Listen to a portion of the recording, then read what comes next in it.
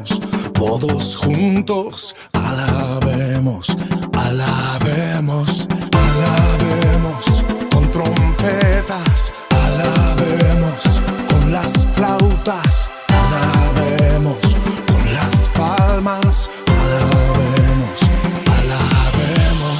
Todo lo que tenga vida, todo lo que aún respira, con canciones de alegría, alabemos, alabemos, levantemos manos santas, celebremos con la danza que se escuche.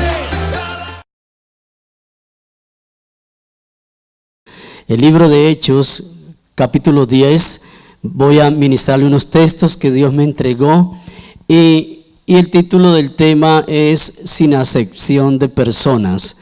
Dios no hace acepción de personas, por eso Dios no escoge ni por raza ni por sexo.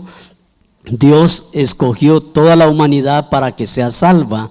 Por eso estamos, usted y este servidor, y miles y millones de personas que van a llegar a caminar también en los caminos del Señor. Que eso es lo más importante. Profetizamos en el nombre de Jesús que su familia, que mi familia, todas nuestras familias, como dice la Biblia, que toda la tierra se llenará de la gloria de Dios. Toda nuestra familia será llena de la gloria de Dios. Amén. O sea, Dios quiere manifestar su presencia en cada familia. El libro de Hechos, capítulo 10, quiero hablarle un poco del contexto. Está un hombre llamado Cornelio, en Cesarea. Un hombre llamado Cornelio era un centurión de la compañía llamada La Italiana. Un hombre, dice la Biblia, que era un hombre piadoso, un hombre que amaba a Dios y que un día estaba orando, estaba en oración y de repente viene una visión de Dios, un ángel de Dios, viene y habla a él y le dice: Cornelio, manda a traer a uno de los discípulos, a Pedro. Este hombre Pedro, yo quiero que esté con él para que la gloria mía sea manifestada también allí. Y Pedro, cuando se encuentra con Cornelio, comienza a hablarle unas palabras muy hermosas que quiero hablarle también a la iglesia, específicamente también a las personas que nos visitan por primera vez. Entonces dice desde el versículo 34, el libro de Hechos, capítulo 10, versículo 34, comienza Pedro a hablar de esta manera porque los demás judíos quedaron sorprendidos al ver que la manifestación del Espíritu Santo también había sido reflejada en esas personas que no tenían nada que ver con Dios. De ahí viene el título de Sin acepción de personas. Versículo 34 del capítulo 10 de Hechos dice lo siguiente: Entonces Pedro, abriendo la boca, dijo: En verdad comprendo que Dios no hace acepción de personas. Versículo 35, sino que en toda nación se agrada del que le teme y hace justicia. Dios envió un mensaje a los hijos de Israel anunciando el evangelio de la paz por medio de Jesucristo. Este es el Señor de todos. Jesucristo es el Señor de ¿quiénes? De todos. Él no hace acepción de personas. Versículo 37, vosotros sabéis lo que se divulgó y por toda Judea, comenzando desde Galilea, después del bautismo que predicó Juan. Como Dios ungió con el Espíritu Santo y con poder a Jesús de Nazaret, y como éste anduvo haciendo bienes y sanando a todos los oprimidos por el diablo, porque Dios estaba con él. Y nosotros somos testigos de todas las cosas que Jesús hizo en la tierra de Judea y en Jerusalén, a quien mataron colgándole en un madero. A este levantó Dios al tercer día e hizo que se manifestase, no a todo el pueblo, sino a los testigos que Dios había ordenado de antemano, a nosotros que caminamos y vivimos con él después que resucitó de los muertos. Y nos mandó que predicásemos al pueblo y testificásemos que Él es el que Dios ha puesto por juez de vivos y muertos. De este dan testimonio todos los profetas, que todos los que en Él creyeren recibirán ¿qué? Perdón de pecados por su nombre. Mientras aún hablaba Pedro estas palabras, el Espíritu Santo cayó sobre todos los que oían el discurso. Amén. Oremos, por favor. Padre, muchas gracias por tu palabra, Señor. Gracias, Padre bendito, porque tú has traído unas personas que tú has invitado, Señor. Tú no les invitas a una religión. Tú les invitas a un nuevo estilo de vida, como nos ha estado invitando a nosotros también, como el día que aceptamos esa invitación, Padre, comenzamos a caminar en un nuevo estilo de vida, Señor. Padre, gracias, te pedimos, Espíritu Santo de Dios, que habla el corazón de cada uno de nosotros, Padre, en el nombre de Cristo Jesús. Amén. La palabra sección significa diferencia o distinción. Dios no hace distinción de personas. Y en este pasaje, el apóstol Pedro comienza a hablarle no solo a Cornelio, sino a todas las personas que estaban allí con él, parientes y amigos de Cornelio, y muchos más que quedaron sorprendidos al darse cuenta que el poder del Espíritu Santo vino sobre todos los que estaban allí presentes. El poder del Espíritu Santo vino sobre todos los que estaban allí atentos, aquellos que quisieron estar en ese lugar. El poder de Dios vino sobre ellos, así como usted ha querido estar en esta mañana en este lugar, es porque el poder de Dios también está para su vida. Dios no hace acepción de personas. Y el apóstol Pedro comienza a dar a conocer en este mensaje dos cosas muy importantes. Y son dos cosas que a mí me costó cuando llegué a los caminos del Señor. Y lo primero, Pedro comienza a hablarles de perdón. Porque muchas veces el enemigo, Satanás, otras veces las personas que nos rodean, otras veces uno mismo cree que no tiene perdón de Dios. Usted se ha escuchado este mal dicho que hay allí afuera que dicen: esa persona ha hecho tanta maldad que no tiene perdón de Dios. ¿Se ha escuchado eso? Pero quiero decirle que Dios sí nos perdona a todos los pecados. Los pecados que cometemos, Dios no los ha perdonado. Y el único pecado, dice allí, la blasfemia contra el Espíritu Santo. Dios eso no lo perdona. Pero cuando nosotros miramos acá algo tan importante que el apóstol Pedro le dijo, no solo a las personas que no conocían al Señor, sino a aquellos que estaban allí presentes, que conocían al Señor, les dijo: ¿saben una cosa? Que Dios trae perdón de pecados para ellos también, así como ha traído perdón de pecados para nosotros. ¿Alguien lo cree? Dios ha traído ese perdón para sus pecados y para mis pecados. Y hay otra parte que dice allí que no solo trae perdón, sino que también algo por el cual usted está caminando, yo estoy caminando con el Señor, algo que anhelamos, que es la meta a alcanzar, que se llama salvación. Dos cosas importantísimas. El apóstol Pedro comenzó a hablarle a esas personas que estaban allí, y hoy quiero hablarles por la palabra de Dios también a usted que nos visita por primera vez, y todos los que estamos aquí, que llevamos un tiempo caminando con el Señor. Y es que Dios sí ha traído perdón de pecados a través de la sangre preciosa de Jesucristo, cuando Él murió en la cruz por nosotros.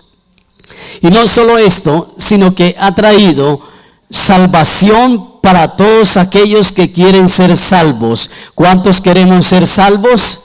Sin temor a equivocarnos, sabemos que todos queremos ser salvos. Si usted le pregunta a alguien que ni siquiera ha escuchado o ha leído un texto de la Biblia, usted le pregunta allá afuera: ¿a usted le gustaría ser salvo? Ellos dicen: claro.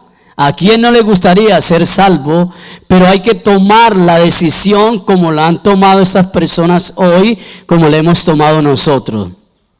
Tomamos la decisión de ser salvos, pero cuando el Señor habla de perdón de pecados, en 1 Juan capítulo 1, en el versículo 9, dice de que si confesamos nuestros pecados, hay que confesarlos, hay que decírselos a Dios.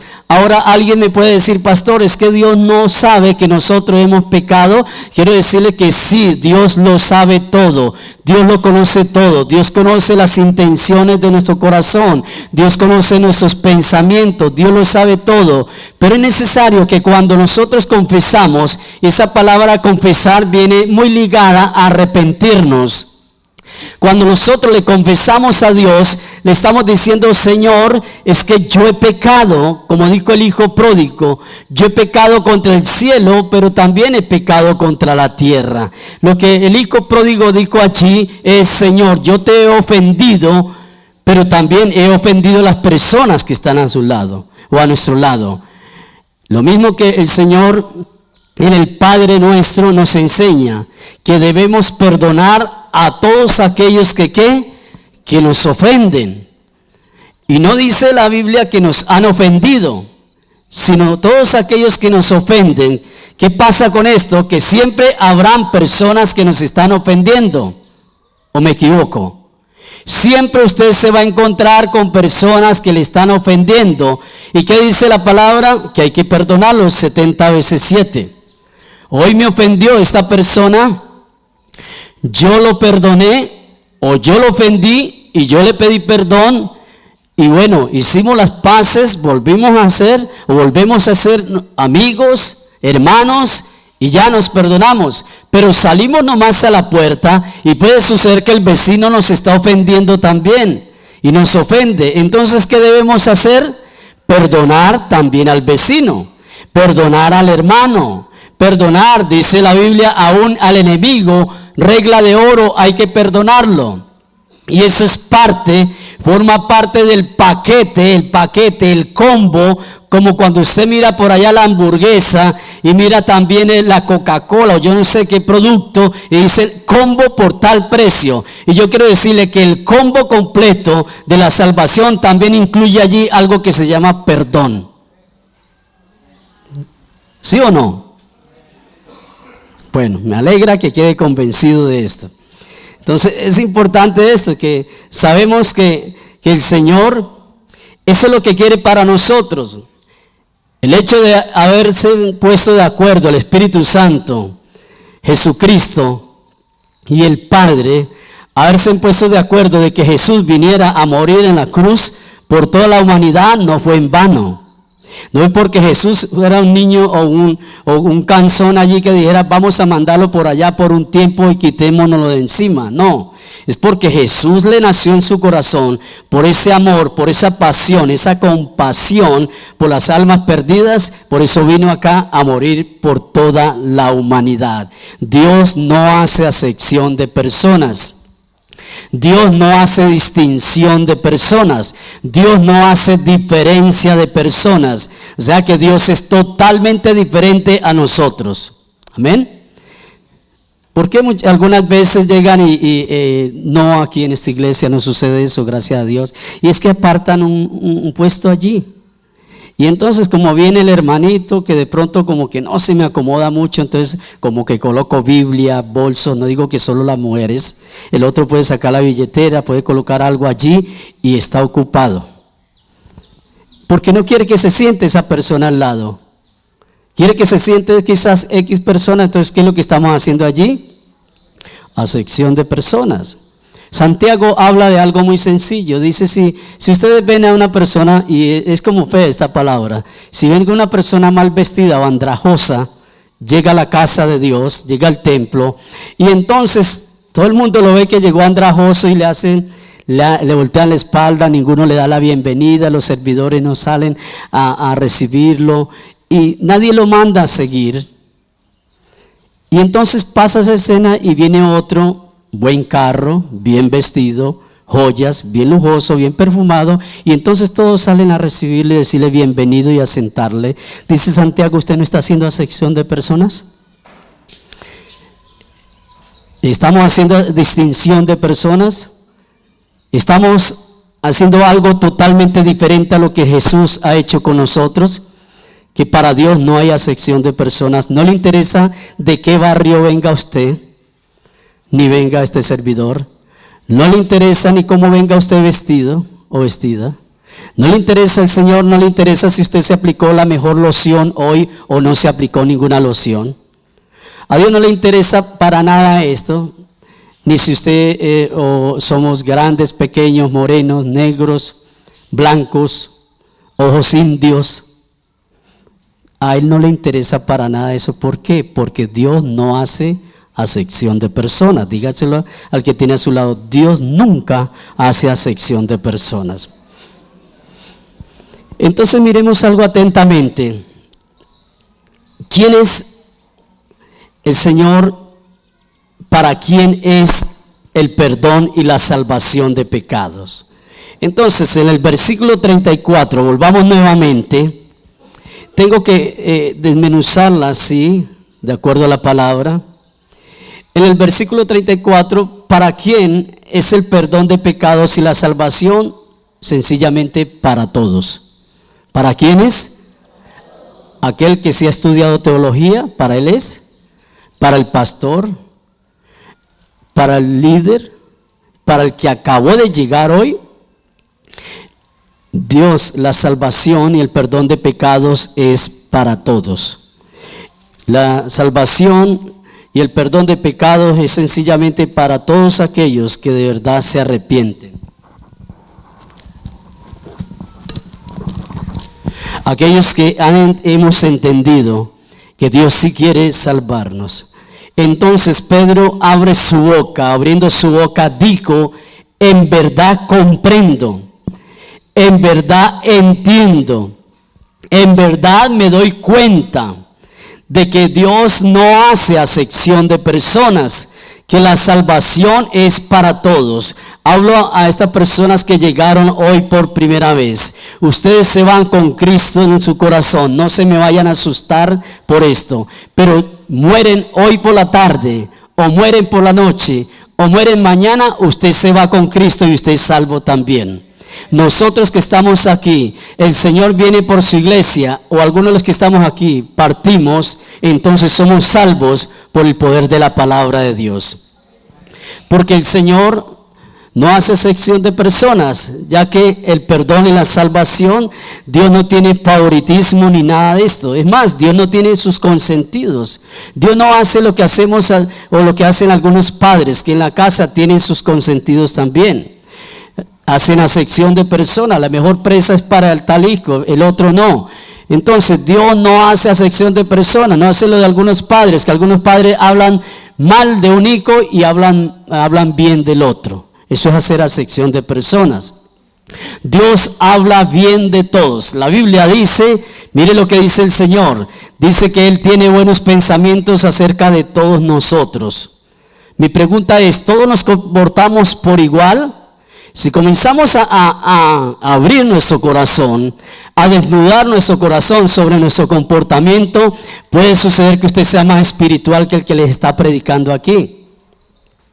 Puede pasar que las personas que nos visitan por primera vez tengan un mejor comportamiento que cualquiera de los que llevamos años en el Evangelio. Pero hay algo muy hermoso de parte del Señor, y es que Dios sigue teniendo buenos pensamientos acerca de usted y de mí, a pesar de que se haya portado mal en esta semana. A pesar de que haya hecho cosas que no hayan sido agradables delante del Señor. Entonces yo puedo seguirme comportando así. No. Es que Dios tiene mucha misericordia de nosotros. Dios nos ama.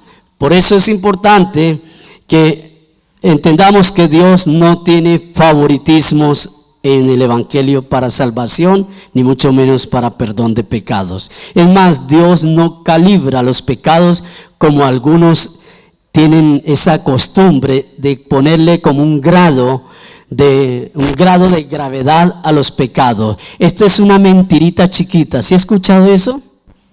Es una mentirita chiquita. Por ahí hay otros dichos acerca del pecado, y entonces Dios no, para Dios mentira es mentira, sea chiquita o sea grande. Entonces Dios no tiene favoritismos en nada de esto. ¿Por qué? Porque el apóstol Pablo El apóstol Pedro, hace un reconocimiento en ese versículo 34, dice en verdad. Y eso en verdad está declarando la palabra de Dios. Juan 8:32, que dice que la verdad nos hace libres. Amén. En verdad, Jesús es el camino. Jesús es la verdad. Esa es la verdad. Usted camina en la verdad. Yo camino en la verdad y eso es lo que me trae libertad. Libertad de la opresión, libertad de la esclavitud del pecado. Eso es lo que trae. Entonces la salvación y el perdón de pecados es para todos. En toda nación, dice allí, habla allí, del que le teme y practica lo que el Padre enseña, lo que es la justicia, está caminando en la verdad. La justicia de Dios. ¿Qué significa la justicia de Dios? La iglesia, yo sé que muchos lo saben acá, pero tenemos personas nuevas que nos visitan por primera vez. Hay una gran diferencia entre la justicia de Dios y la justicia del hombre. La justicia del hombre se inclina en favor de algunos. La justicia de Dios no tiene nada que ver con esto, porque la justicia de Dios significa equidad. La justicia de Dios significa integridad. Dios es íntegro en todo, en su justicia en todo. Él nos da a nosotros, si nos diera de acuerdo a nuestras obras, no mereceríamos nada, pero Él nos da por su misericordia. La justicia de Dios significa rectitud. La justicia de Dios significa santidad, porque en Dios no hay pecado, no existe pecado. Dios es justo. Amén. Entonces, para usted poder obtener o para poder trabajar en la salvación y en el perdón de pecado, hay algo más que debemos nosotros poner en práctica, y es un consejo para todos los que estamos aquí, desde las personas que nos visitan por primera vez también, y es que debemos aprender a temer a Dios y obrar en justicia. A mí me mal enseñaron mal la palabra temor a Dios en un tiempo. Temor a Dios a mí me lo enseñaron como un miedo, como un espanto. Téngale miedo a Dios. Cuando escuchaba la palabra temor a Dios, me enseñaron como si Dios estaba con un garrote allí listo a ver cuándo yo fallaba para darme por la cabeza. Me enseñaron que Dios era el castigador, que por eso había que tenerle temor a Dios, pero la palabra temor a Dios significa reverencia. La palabra temor a Dios significa respeto. Proverbios capítulo 1, versículo 7. El libro de Proverbios, el rey Salomón, el hombre más sabio que hubo aquí en la tierra, pero en medio de su sabiduría se equivocó. Pero el libro de Proverbios, capítulo 1, habla de la sabiduría. Está hablando de ese principio de sabiduría desde el versículo 7. Quiero que lo leamos, por favor. Dice, el principio, o sea, el comienzo de la sabiduría es el temor de Jehová. Los insensatos desprecian la sabiduría y la enseñanza. Está diciendo el rey Salomón, inspirado por Dios, que el comienzo de toda vida, el inicio de toda vida, es el principio de la sabiduría. Y ese principio de la sabiduría es el temor santo a Dios. Temor a Dios es, si yo sé que eso es pecado, yo no lo hago porque yo respeto a Dios, porque yo no pisoteo la sangre de Cristo. Temor a Dios es aprender a vivir en integridad. Temor a Dios es aprender a vivir en santidad. Y la iglesia necesita, todos nosotros necesitamos vivir ese principio de sabiduría. Por eso Proverbios está diciendo, los insensatos desprecian la sabiduría y la enseñanza de Dios. Aquella persona insensata, aquella persona ignorante, aquella persona que no le agrada la enseñanza de Dios, entonces no vive en el principio de la sabiduría. Y cuando estamos hablando de justicia y estamos hablando de obra, dos cosas muy importantes. Recuerda que estuvimos diciéndole que justicia significa integridad, que justicia significa rectitud, la justicia de Dios, y que justicia significa verdad. Y ahora, cuando unimos las dos, la obra y la justicia, nos damos cuenta que las dos no funcionan o funcionan, pero no vienen a dar el mismo resultado que unirse en las dos. Ejemplo, la justicia de Dios. Si yo digo, yo estoy viviendo, caminando en la justicia de Dios, debo obrar en esa rectitud que yo digo que estoy viviendo. Entonces, debo caminar en integridad. Porque si yo digo que vivo el principio de sabiduría, el temor a Dios, que estoy viviendo en esa justicia de Dios, pero mis acciones dicen lo contrario, entonces no estoy en nada. No estoy viviendo el temor a Dios. La iglesia tiene que aprender, o tenemos que aprender a unir las dos cosas, vivir las dos cosas, lo que es la justicia de Dios, pero también la obra de Dios. Amén. Dice Santiago que el hombre, nosotros debemos aprender a ser no solamente, escuche, oidores. O sea, está hablando aquí está diciendo lo siguiente, está diciendo, usted tiene que aprender a recibir la enseñanza, hay que aprender a vivir la enseñanza, hay que aprender a aceptar la sabiduría, pero no solamente oidores, sino también ¿qué? Hacedores de la palabra de Dios. Lo mismo está diciendo acá, aprender a vivir en la justicia de Dios, hacer la justicia, vivir la justicia de Dios, caminar en la justicia de Dios, pero también aprender a poner en práctica la justicia de Dios.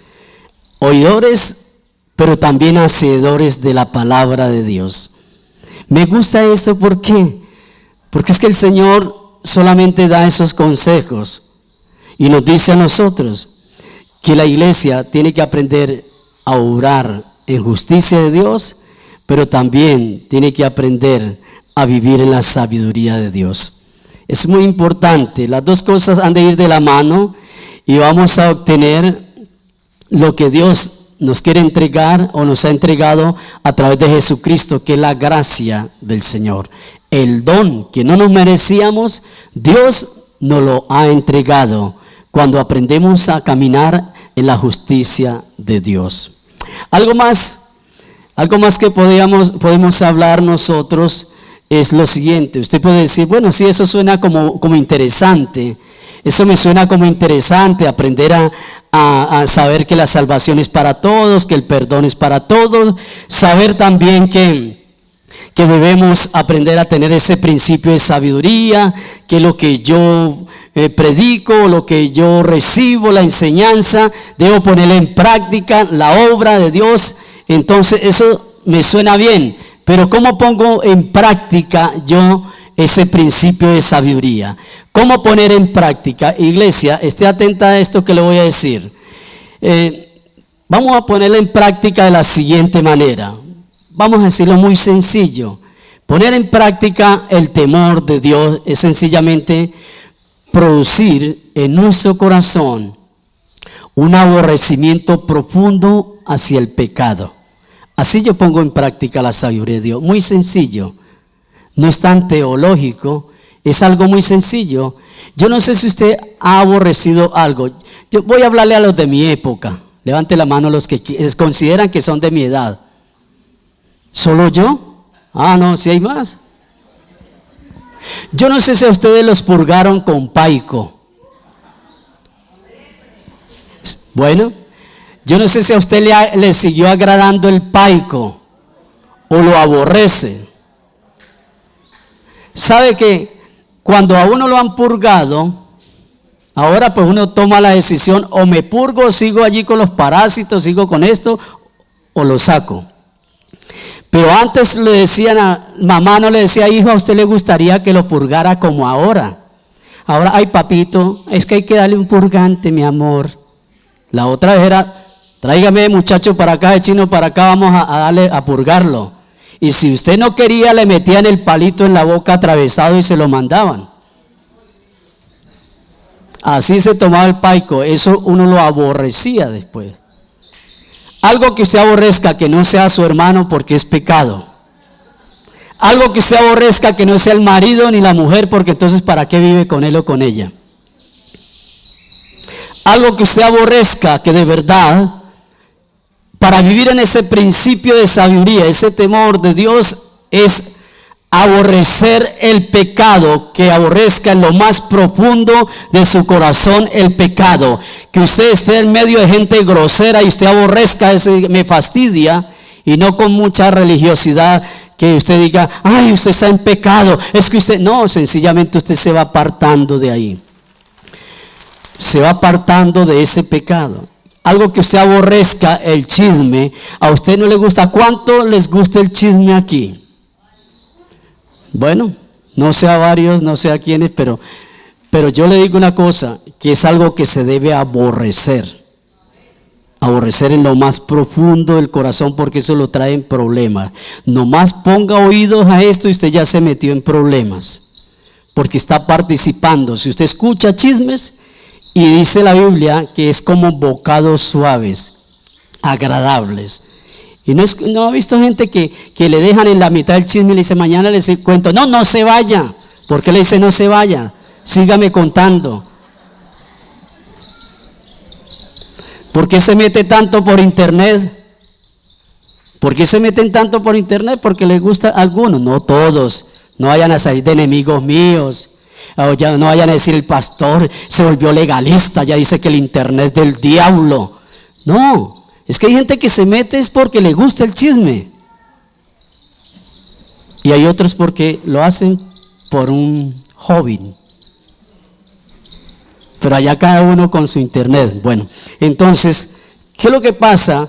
Que así es que usted puede poner en práctica, yo puedo poner en práctica lo que es la justicia de Dios, lo que es la sabiduría de Dios, aprender a decir, yo tengo que producir en mi corazón un aborrecimiento profundo hacia el pecado, pero aquí viene algo diferente y es un amor por hacer lo bueno y lo agradable a Dios.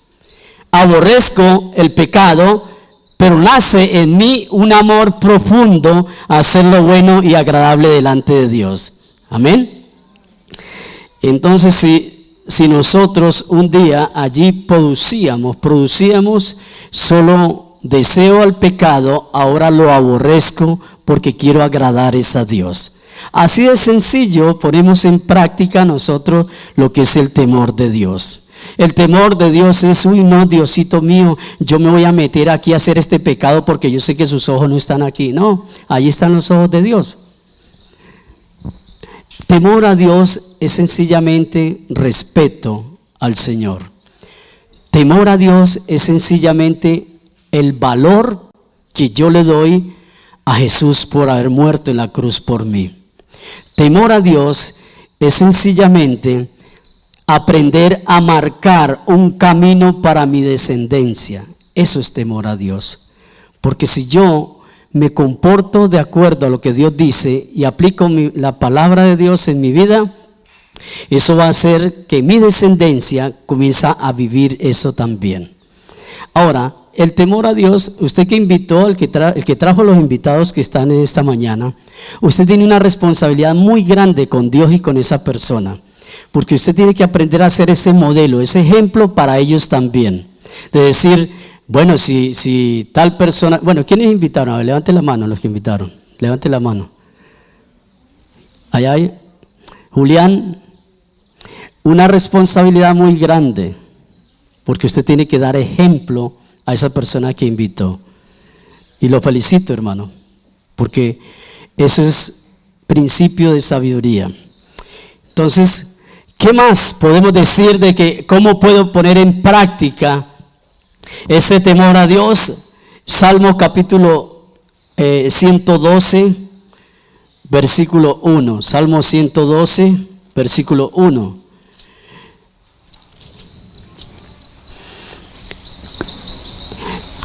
Les estaba diciendo que temor a Dios es aprender a marcar el camino para mi descendencia.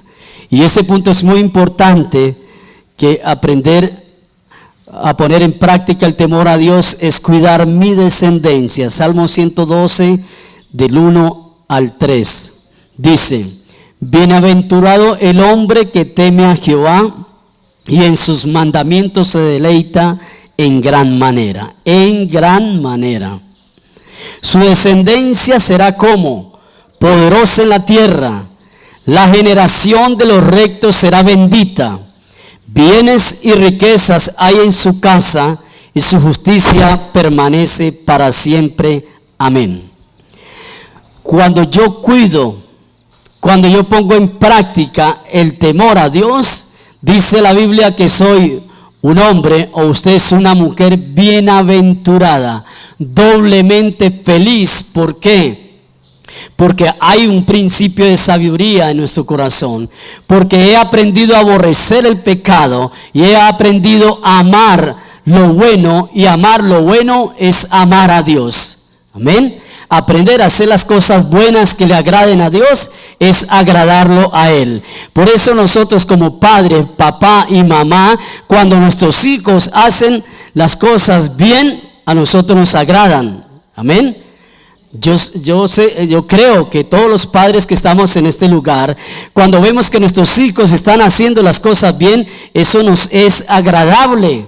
Saber que mis hijas, saber que mis nietas, que mi descendencia hace las cosas agradable a Dios, eso le agrada a uno y le trae paz, le trae felicidad, trae gozo saber que la descendencia de uno está siendo marcada por el principio de sabiduría.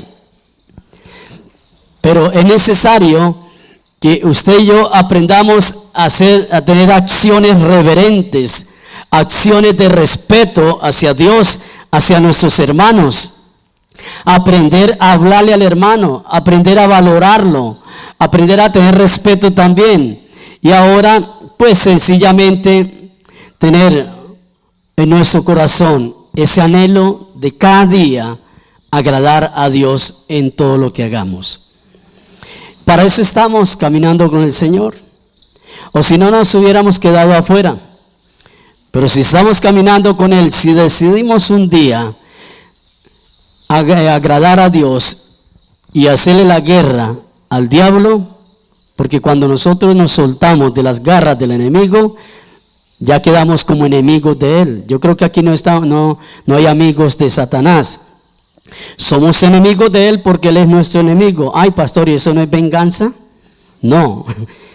No es decir entonces, como Él es enemigo mío, ahora Él es mi enemigo. Pues sí es mi enemigo. ¿Por qué? Porque es que Él es enemigo de Dios, y el que es enemigo de Dios tiene que ser enemigo de nosotros también. Porque el que es amigo del mundo se constituye en enemigo de Dios. El que es amigo de Egipto se constituye en enemigo de Dios. Si a usted le agrada más la carne que el espíritu, sencillamente está fuera del principio de sabiduría. Quiero terminar con esto, y es cómo poner en práctica el temor de Dios, sencillamente teniendo beneficios y obteniendo la salvación para ayudar a otros para ser salvos. Coloque sobre sus pies. Alabemos con panderos, alabemos con salterio, alabemos todos juntos, alabemos.